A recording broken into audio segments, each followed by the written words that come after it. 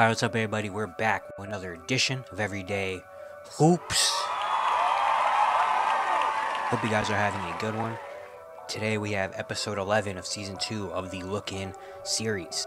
A series where at the end of the season, we talk about all 30 teams, talk about, recap their season, look towards the future, look at the state of the team and all this stuff like that. Today's one is on the Golden State Warriors. Got a lot to talk about with this Warriors team. We're going to get into it. Thank you guys for the views on the videos and the shorts recently. I really appreciate it. If you do like the content around here, consider subscribing, like, turn notifications, do all stuff like that. I'd really appreciate it. Really helps out a lot. Join the membership if you want to learn more about the membership. There's a video on my channel explaining all of it. You can go back and watch that. If you missed any other Look-In episodes, there's a playlist on my channel you can go back and watch. Link to my Twitter, TikTok, stuff like that in the description down below. And yeah, don't waste any more of your time. Let's get right into it. So the Golden State Warriors this season, they finished 46-36. 10th in the Western Conference last night. Oh, well, I'm recording this the night before it's coming out. But on Tuesday night, in the play-in, they lost to the Sacramento Kings in embarrassing fashion and finished as a 10th seed. They're not going to make the playoffs this season. Yeah, just a very weird year for the Warriors. In the offseason, of course, they had high expectations. Obviously, when you won a championship 2 years ago, you have high expectations. Klay Thompson coming in the last year of his deal. Draymond just got his money. Andrew Wiggins in another year. Chris Paul, they traded for him, sending out Jordan Poole for Chris Paul. And yeah, they had some high expectations coming into the season. And early in the year, they weren't hitting them. They had a lot of the whole Draymond incident happen. Chris Paul gets injured early in the season. And Klay Thompson's not playing good. The young players aren't really playing. There's a lot of chaos going on early in this Warriors season. But then they started to kind of get it back together near about February, March. They started to kind of put it together a little bit, went with a small ball lineup. The defense got better. And it was like, okay, maybe the Warriors are building something, and they're still going to be a dangerous team to watch out for, And then they kind of ended the season on a weird note, and then we go into the last night's playing game, and they get embarrassed. They get embarrassed in Sacramento. The Kings without not De'Aaron Fox, Malik Monk and Kevin Huerter, two huge parts of their team, not playing, and they get just dogged out there, really. Steph Curry wasn't aggressive. Klay Thompson didn't score. Andrew Wiggins, it was just nothing. And their season ends in embarrassing fashion. They're not going to make the playoffs again. And now there's some real questions that's going to go on with this Warriors team this offseason. This is a huge offseason. Mike Dunleavy has got a lot on their hands. Because it's time for change. I think the dynasty is over in Golden State. At this point, I think we've exhausted all different opportunities and different avenues, and at this point it's just not working anymore. Steph Curry's 35, Draymond's 33, Klay's 33. Some of the players that they picked up to help haven't been helping. Some of the young players have been big part. Honestly, their best players this year have been their young guys, and I think it's time for the dynasty to be over. Now, I'm not saying trade Steph Curry. I'm not saying rebuild. That's not what I'm saying. I'm not saying rebuild. I'm saying you're gonna have to go down different ways, and you're probably gonna have to make some tough decisions at this point that might hurt the front office in terms of emotionally, but have to be done. Steph Curry is still 35 years old, still giving you 26, 4, and 5 on 45, 40, 92 shooting. He's still elite, at this age. Again, you had the young players step up. Some of the vets have not been as great, and we're gonna dive into them right now. Klay Thompson obviously is the big kind of factor of what's going to happen this offseason. He's going to be an unrestricted free agent. He's 33 years old. Came off a year he averaged 18 points on 43, 38, 92 shooting. Was coming off the bench. Just does not look like the same Klay Thompson we're used to seeing. And with the money he wants, and how loyal he's been to the organization, they're going to have to make a really tough decision. And I think there's an actual realistic, very realistic chance that game against the Kings was Klay Thompson's last game as a Golden State Warrior, which is crazy that we're saying that and even thinking that, but it could be very much true. At this point, the Warriors already are in a ton of cap space. They don't have a lot of space left. I think out of all 30 teams, they have 29th highest, 29th lowest projected cap space out of all 30 teams. Only the Timberwolves have less cap space than them. Their core of their team is 35, 33, Steph and Draymond. And Klay is also 33 years old. You're going to have to pay guys like Jonathan Kuminga are going to be up for some money, potentially. Steph Curry's even going to be eligible for an extension as well next year. So it's like there's a lot, really, that ties back to Klay Thompson in a sense of he's like a big factor of what this team's going to look like in the future. His free agency. Are they going to keep him around? Do they pay him the money and say, you know what? It's Klay Thompson. He's been loyal to us. We're going to ride with him, Steph, and Klay, or him, Steph, and Dre, and whatever happens, happens. Or they're going to have to make the decision of, you know what? Klay Thompson just doesn't benefit what we got going on right now. Paying him that much money is just not going to benefit our team for the future. It's not going to work, and we got to let him go. And I think letting him go might have to be the best option if the money is there. If other teams, because there's been talks about teams like Orlando, Dallas, maybe Philly, if stuff offer him money. Depends how much money they are offering him. If they're offering him a big contract and money that he wants, you're probably going to have to let him go. But if he goes into free agency and not getting the amount of money that he wants, which is very realistic, especially after last night's game where he went 0 for 10, if teams aren't paying him that much money and the contract is not there, the Warriors definitely could sign him back on like a, not crazy contract. That's not out of the realm of possibility either. But it's just something we have to see. But he's a huge part in what's going to happen for this Warriors' future. Draymond Green only played in 55 games this year, and a lot of those, 27 games he missed, were not injury related.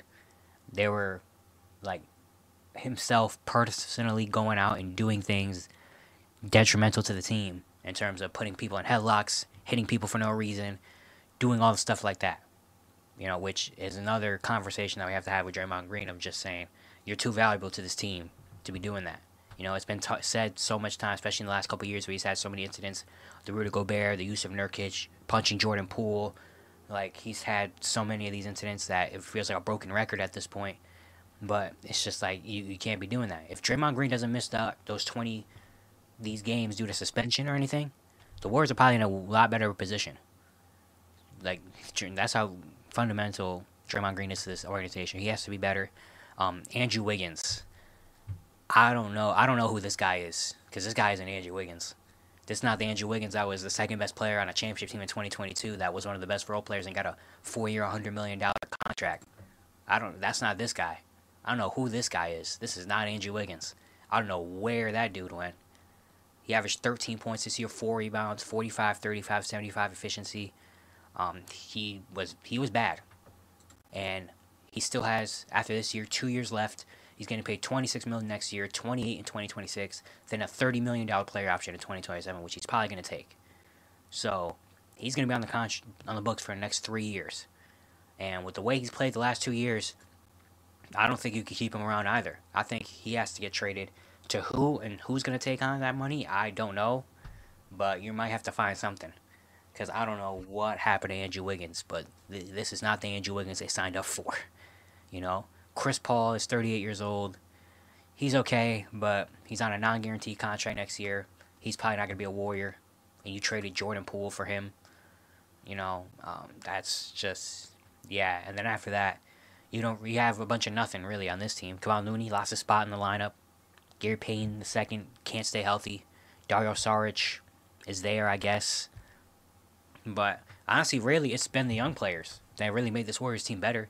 Jonathan Kuminga, which he's got a whole other situation because he literally had to go up to the front office and say, this guy, Steve Kerr, can't coach me right. I want to leave, for him to actually get his opportunity. And when he did he averaged 16 points and 5 rebounds this year on 53% shooting. And is in the MIP conversation. So it took that long to realize that Jonathan Kuminga could be an actual player on this team, I guess. Moses Moody, he still isn't really getting his opportunity, really. He was like the second or third best player in the Warriors in that Kings game. Like, he was a big reason. Him and Kuminga were the reasons why the Warriors were still in that game at halftime. It's because of those two.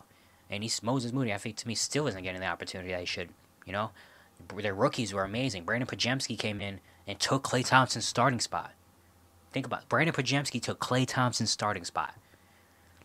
Pajemski averaged 9, 5, and 3 on 45, 38, 63 shooting. 63% from the free throw line is crazy, by the way, Brandon. You got to get that up. but he was valuable to this team. He was rebounding the ball, doing all the little things, shooting the ball. He had some big games. And then Trace Jackson-Davis took Kevon Looney's spot. Trace Jackson-Davis averaged 8 and 5 and a block on 70% shooting. He was, every time he was, got the ball in the paint, it sounded like it was just going in. So the young guys really were the ones that really made this Warriors team get to this point. Because it sure was not Andrew Wiggins and Klay Thompson and Chris Paul and them. It was the young guys. And now it's kind of like Mike Dunleavy, you got a lot in your hands. Because if you want to build this Warriors team back to what they were a couple years ago, you're going to have to make some big moves. Looking into this offseason, they're not even going to have their own first-round pick potentially this year, most likely. Their pick is in Portland. It's top 4 protected, so in case a Derrick Rose lottery situation happens where that pick somehow ends up getting top 4, the Warriors can get it, but there's like a 98, 99% chance they're not going to have their own first-round pick this year, which would have been a lottery pick. So that's good, And then their own second-round pick, right now, they have one via Milwaukee that's 52. But, that's it. That's all they got. They don't have any more picks or something that's going to come in and save them. Another first-round pick or something that can come in and save them. They're going to have a second-round pick, which the 53rd overall pick could be something. Also, most likely is going to be nothing. And they look at free agency again. They have the second lowest cap space in the league. Negative $103 million projected cap space. And Klay Thompson, unrestricted free agent. Gary Payton has a player option. Dara Sarge is going to be a free agent. And then all their two-way guys. But, yeah, then look at the money next year. Steph's getting paid $55 million and is eligible for an extension. Chris Paul's got a non-guaranteed $30 million. Andrew Wiggins is getting 26. Draymond's getting 24. Gary Payton's got a $9 million player option that he most likely is going to pick up. Kevon Looney's got an $8 million contract that's half guaranteed and he's eligible for an extension. Kuminga and Moody are not eligible for extensions. So they got a lot of money tied in to be a playing team, basically. This is a huge offseason for the Warriors. The dynasty might be over, in a sense of the Warriors that we knew it are no longer here anymore. Unless Mike Dunleavy and the Warriors GM and they can find a way to put this team back together and bring it back to the top. I just don't really see a world, where the Warriors get back to where they were a couple years ago. If the young guys do take steps, Jonathan Kuminga takes a step next season and maybe he turns into like an all-star caliber player, then, maybe we can see that. If Andrew Wiggins somehow finds his own 2022 self back in there and is one of the better role players in the league, then you got something there potentially. If Moses Moody actually gets minutes, I think that there's a way. But in terms of building a team, looking at it right now, I just don't see a world where the Warriors are back at the top of the league anymore. They're good enough to be a play-in/playoff team, but are they really going to do damage in terms of I have them going to the conference finals or winning championships? Which at this point, they're about championships. They won 4 in the past, 8 or 9 years. They're not happy about a 7-seed playoff appearance anymore. They're trying to get rings. They've already been in the play-in, won the first round. They've done that before already. It's time. It's rings. It's ring or nothing, kind of in Golden State. And I just don't see a world where this team gets back to that. And yeah, they're gonna be everybody in the league, everybody in the world is gonna be watching what the Warriors do this offseason, because it's gonna be a lot. They're gonna have to make some really hard decisions.